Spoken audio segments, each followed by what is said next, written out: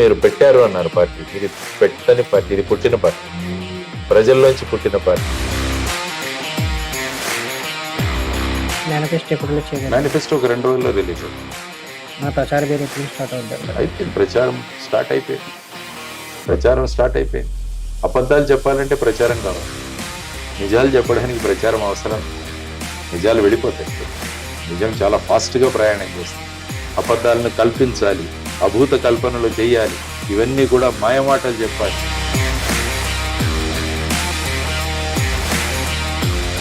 ఆ విధంగా తీసుకొస్తాం. మీలాంటి సోషల్ మీడియా ఛానల్సే మాకు ప్రచార సాధన.